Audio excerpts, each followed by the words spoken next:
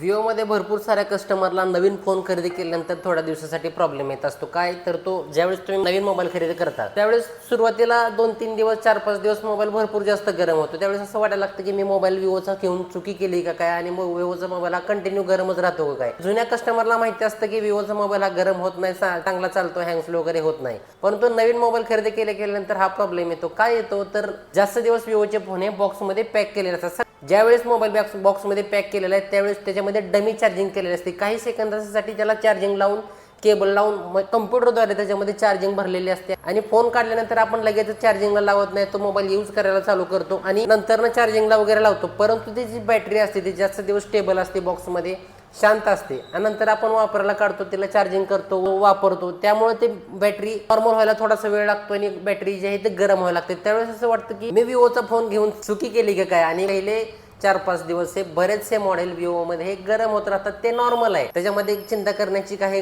Problem नाही। 1-3-4 वेळा तुमच्या मोबाईलची बॅटरी पूर्णपणे चार्ज होऊ द्या, पूर्णपणे तिला संपू द्या, तिला स्टेबल व्हायला थोडंसं वेळ लागू द्या, ऑटोमॅटिक ती नंतर नॉर्मल व्हायला लागेल। तुमचा फोन गरम होऊ नये किंवा तुमचा फोन जुनाच आहे तरी तुमचा फोन गरम होतोय तर त्याच्यासाठी प्रत्येक विवोच्या फोनमध्ये आय मॅनेजर हे ॲप्लिकेशन असतं। त्याच्यामध्ये तुम्हाला तुमच्या फोनचं टेम्परेचर कूल करण्यासाठी एक ऑप्शन दिलेला असतो। आय मॅनेजर मध्ये फोन कूलिंग हा एक ऑप्शन होतो, त्याच्यावरती क्लिक केल्यानंतर तुमचा फोन 1 मिनिटामध्ये फोन तुमचा टेम्परेचर आहे ते ॲडजस्ट करण्याचा प्रयत्न करतं आणि तुमचा फोन जो आहे तो थोडासा नॉर्मल होतो। हा प्रॉब्लेम ऑटोमॅटिक सॉल्व्ह होऊन जाईल आणि तुम्ही ॲप्लिकेशनमधून पण हे ट्राय करू शकता। आणि तुम्हाला हा व्हिडिओ कसा वाटला कमेंटमध्ये नक्की सांगा आणि तुम्हाला अजूनही सबस्क्राईब केलं नसेल तर सबस्क्राईब करून टाका अशाच इंटरेस्टिंग व्हिडिओसाठी। तर भेटूया पुढच्या व्हिडिओमध्ये, तोपर्यंत बाय बाय।